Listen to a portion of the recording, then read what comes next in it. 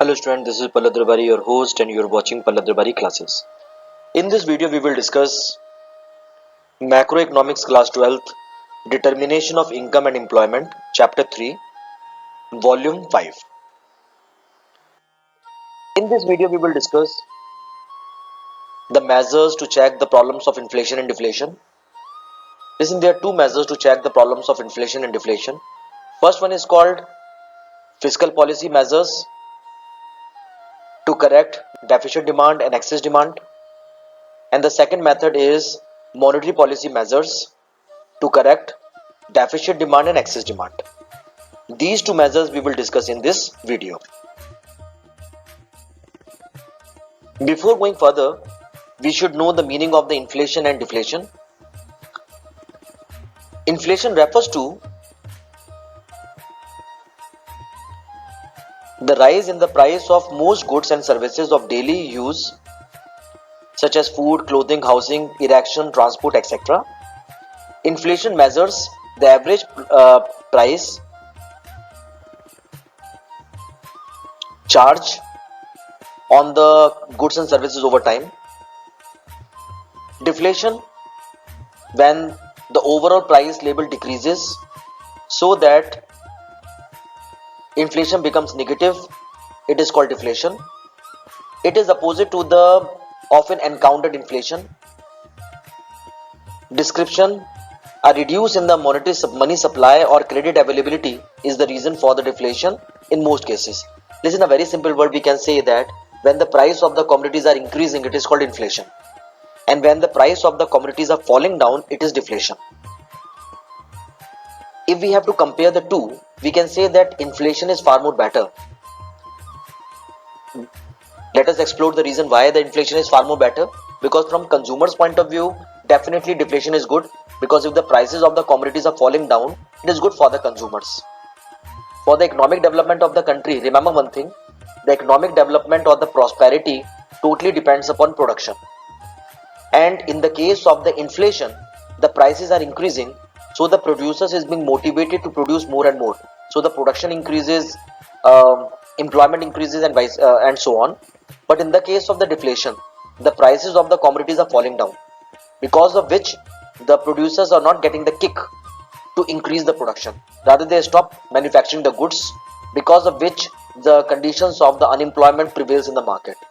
Both the inflation and the deflation is worst, but if we have to find out which one is better or which one has less negative effect, we can say that as compared to the deflation, inflation is little bit better. As I told you, both inflation and deflation is not good for the development of the country.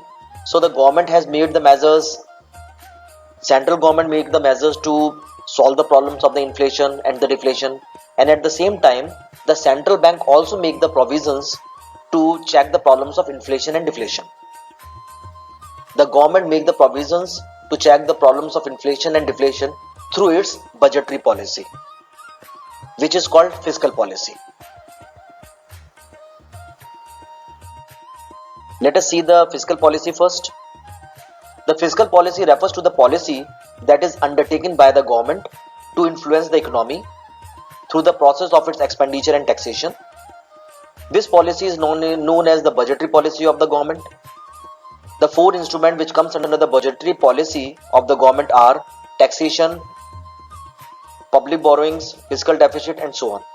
Remember one thing, the government through its budgetary policy having four instruments, that is government expenditure, taxation, public borrowings, and deficit financing, check the problem of inflation and deflation. At the same time, the central bank also make the policies to check the problem of inflation and deflation. The policies framed by the central bank is called monetary policy. We will discuss all the policy in detail. Firstly, we will discuss the fiscal policy, and now we will just see the tools of the fiscal policy. As I told you, four instruments are there: government expenditure, taxes, public borrowings, and deficit financing. Let us discuss all these tools or instruments one by one in detail. Firstly, start the government expenditure. Let us see what is government expenditure. Listen, the government of a country incurs various types of expenditure. Why? To enhance the welfare of the people and to facilitate economic growth and development. It means for the welfare and for the infrastructure development. Clear? We know that the government expenditure is mainly carried out for two purposes. First is to enhance the welfare, and second is to increase the pace of economic growth. So government is incurring the expenditure for the welfare purpose and to facilitate economic growth and development. The following are some of the important types of government expenditure. The first one is development expenditure such as road, dam, bridges, etc. Welfare expenditure such as education, health, etc. Defense expenditure and civil expenditure such as maintenance of law and order, etc. And the expenditure on subsidies and transfer payment such as old age pension, scholarship, etc. Listen, these are the government expenditures. Listen, the situation of the excess demand and the deficient demand can be corrected by altering one or more components of the government expenditure. Let us see how. Firstly, see what we do in the case of the deficit demand. When I say in the deficit demand, it means the situation of the deflation is there. The government rises its expenditure in the form of fresh investment. Listen, when I say deflation, it means that the people don't have the money. Unemployment prevails. So the government rises its expenditure in the form of fresh investment. This fresh investment rises the level of economic activity, which further leads to a rise in the overall level of employment, which finally boosts up the income or increases the income. The increase in the income subsequently rises the aggregate demand. When the income increases, definitely the demand increases. So increase in the income subsequently rises the aggregate demand, and deficiency in demand is wiped out. Let us see what happens in the case of the excess demand. When the demand is more, it means inflation. People are having more money. So let us see what the government do to take the money out. The government cut down its expenditure in the form of disinvestment. So in the case of excess demand, inflation, the government cut down its expenditure. This lowers the level of economic activity. It reduces the level of employment and thereby reducing the income level. This subsequently reduces the aggregate demand, and thus the situation of excess demand get corrected. So here we have seen that what happens in the case of excess demand. In the case of excess demand, the government cut down its expenditure, and in the case of deficit demand, the government increases or raises its expenditure. So here we have seen that in the case of deficit demand, government raises its expenditure, and in the case of excess, the government cut down its expenditure. Now let us see the second instrument, that is taxation. As we know that tax directly affects one purchasing power and spending capacity, thereby influence the level of aggregate demand directly. In order to tackle a situation of deficit demand, it means when the people don't have the money, government aims at increasing the purchasing power of the people. When the money is not there in the economy, the government's main motive is to increase the circular flow of money, to increase the purchasing power of the people. The question is how? By reducing the tax rate and increasing the transfer payment and subsidies. By reducing the tax rate and increasing the transfer payment enables the people with more disposable income. When the tax rate reduced and the transfer payment increases, the disposable income of the people increases, and as a result, aggregate demand shoots up. On the other hand, in the case of excess demand, the government raises the tax rate and lowers the amount of transfer payment, thereby lowers the disposable income, and consequently the aggregate demand falls. So when the government increases the tax, what happens? Purchasing power or the disposable income falls. With the fall in the disposable income, the purchasing power falls down and the aggregate demand falls. Let us see the third instrument, that is the public borrowings. Through the measure of public borrowing, the government affects the liquidity. When I say liquidity, it means availability of money in cash form. So through the measure of public borrowing, the government affects the liquidity held by the people, it is because of the excess liquidity. People are having more money. The people demands more and vice versa. Therefore, the government affects the liquidity balances with the help of public borrowings. Let us see what happens in the case of deficit demand. It means when the people don't have money, the government reduces the public borrowing. In the case of less money or deficit demand, what the government do? Government borrow less money from the public, which raises the liquidity balance with the public. A rise in the liquidity raises the purchasing power of the people, which in turn raises the aggregate demand. Point is clear? Government borrow less money, so the people will left with more money, so the purchasing power will increase and the problem will be solved. And in the case of excess demand, what I say? Excess demand, inflation. The government raises the public borrowings, which reduces the liquidity balance with the public. A reduction in the liquidity lowers the purchasing power of the people, which in turn lowers the aggregate demand. So in the case of deficit demand, government reduces the public borrowings, and in the case of excess demand, government raises the public borrowings. So the problem will be solved. The next is deficit financing. Listen, deficit financing refers to borrowing by the government from the central bank. In case the government revenues fall short of its expenditure, so when the government will use the deficit financing? When the government revenue falls short of expenditure. In this case, the central bank issues currency to the government equivalent to its deficit. Due to the deficit financing, the circulation of the money in the economy increases. What happens? Circulation of money increases, which in turn raises the purchasing power, thereby raises the aggregate demand. In case of deficit demand, the government uses the deficit financing,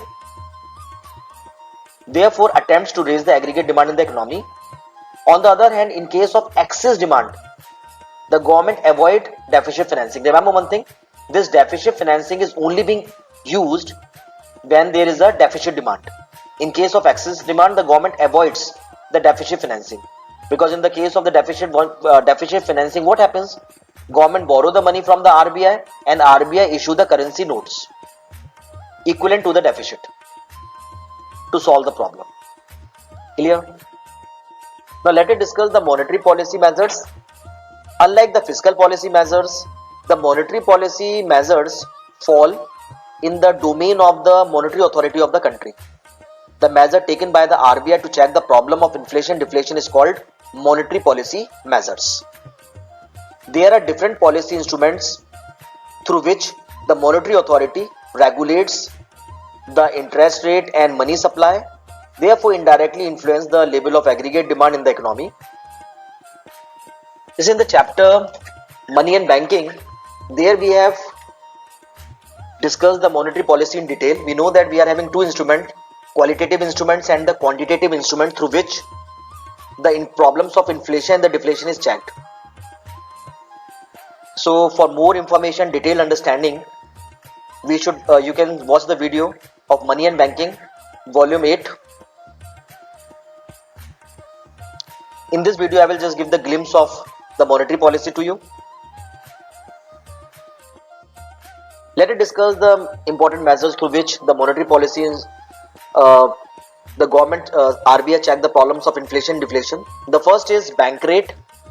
The bank rate refers to the rate at which the central bank provide loans to the commercial banks. This instrument is a key at the hand of the RBI to control the money supply. Change in the bank rate changes the cost of borrowing, therefore affect the money supply and aggregate demand. Listen, in the case of the deficit demand, when I say deficit demand, it means less money is in the hand of the people. RBI decrease the bank rate. It means RBI provide the loan to the commercial banks at a low rate of interest. Since the commercial banks are getting the loan at a low rate of interest, so they carried forward the loan to the people at a low rate of interest, because of which more and more people start approaching the bank for the loan. So the circulation of the money increase and the problems of deficit demand, that is less supply of money, will be solved. because the problem of the deficit demand means can only be solved when the circulation of money increased, and through the bank rate it can be increased. By decreasing the bank rate, the problem will be solved by increasing the circulation of money. When the circulation of money increase, people start demanding more and the problem is solved. And in the case of excess demand, bank increases the bank rate. When the commercial banks are getting the loan at a high rate of interest, so they carried forward the loan at a high rate, much higher rate of interest, because of which less and less people start approaching the commercial bank for the loan, and the circulation of money reduced, which finally decreases the demand, excess demand. This is how we can solve the problems of excess demand. The next is open market operation. That is, what is open market operation? Open market operation refers to the buying and the selling of securities. Buying and selling of the securities either to the public or to the commercial banks in the open market. These operations are carried out by the central bank to affect the supply of money in the economy. In case of deficit demand, let us see. Remember one thing, the problem of the deficit demand will be solved by increasing the circulation of money. So what the central bank do? They purchase the securities from the public. When the central bank purchases the securities, what happens? The people will get the money. When the people will get the money, the demand automatically increases. And in the case of excess demand, the government purchase, the RBI sell the securities to the public. When the RBI sell the securities to the public, the money will come in the hands of the RBI from the public. When the publics are left with less money, so they will demand less, and the problem of excess demand will be solved. Let us see the next thing, that is cash reserve ratio. It refers to the minimum proportion of the total deposits that the commercial banks have to maintain with the central bank. Through the cash reserve ratio, the central bank influencing the level of aggregate demand by controlling the availability of credit in the market. In case of deficit demand, it means less money. Central bank decreases the cash reserve ratio. When the central bank decreases the cash reserve ratio, it means commercial bank has to keep less money with the RBI. So the commercial bank will be left with more money and they can give more money or lend more money to the people, and the circulation will increase. In the case of excess demand, central bank increases the cash reserve ratio. It means commercial bank has to keep more money with the RBI. When the commercial bank has to keep more money or put more money with the RBI, so the commercial banks are left with less money which they can lend to the people. Since the commercial banks are giving less money as a loan to the people, the circulation of money will decrease and the problem of excess demand will wiped out. The next is statutory liquidity ratio. It means the money the commercial bank has to hold with themselves. In the case of deficit demand, less money, the central bank reduces the statutory liquidity ratio. It means the commercial bank has to keep or hold less money in the form of cash with themselves. It means more money they can give in the form of loan. So when the commercial banks can give more money as loan, the circulation of money will increase and the problem of deficit demand will be reduced. And the reverse thing happened in the case of excess demand. So in the case of excess demand, what happens? RBI increases the statutory liquidity ratio. It means commercial bank has to hold more money. It means less money now they can give to the people in the form of loan. So the circulation of money reduced. With the fall in the circulation of money, there is fall in the aggregate demand. Next is margin requirements. Margin requirement refers to the difference between the amount of the loan and the market value of the mortgaged assets. Remember one thing, the loan will only be given against the value of the assets. Fine. The bank or central bank controls the problems of inflation and deflation through the margin requirement. If the margin requirement is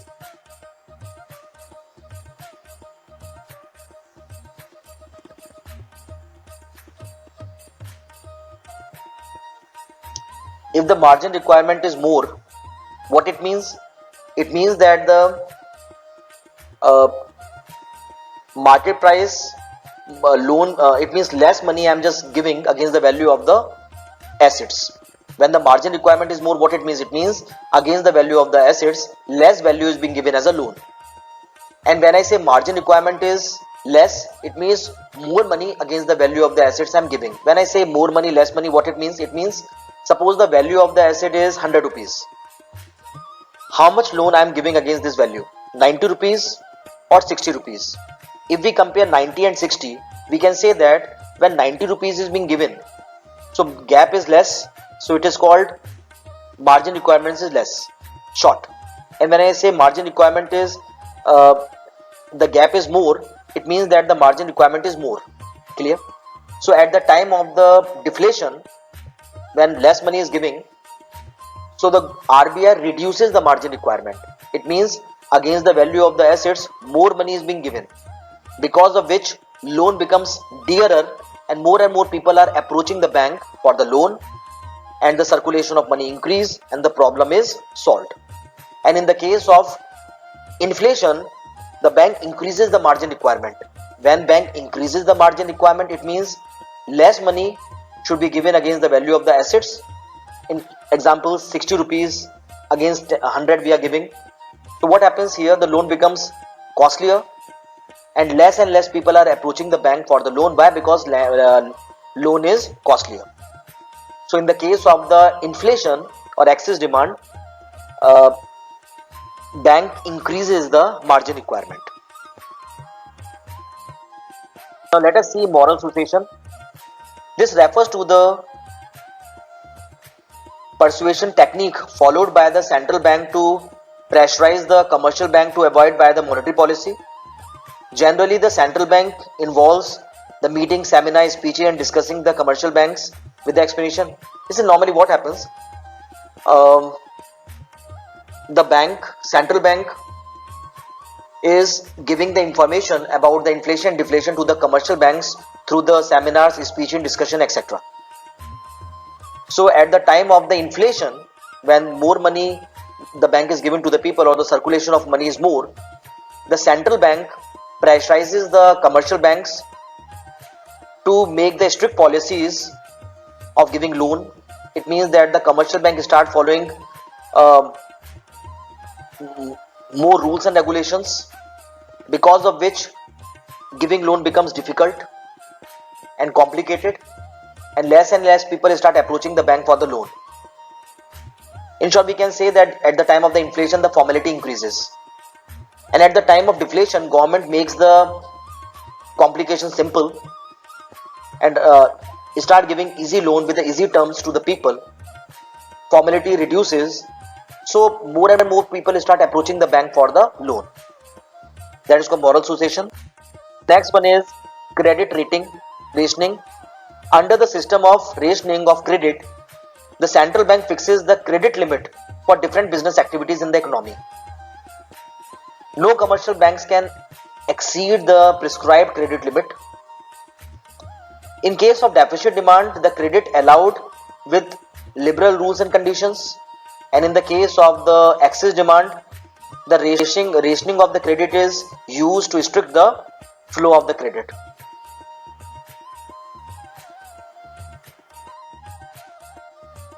That's all I have in this video. Thanks for watching. God bless you all. Dear subscribers, if you have not subscribed my channel, please subscribe the channel and don't forget to press the bell icon so that whenever I upload the new video, you get the notification.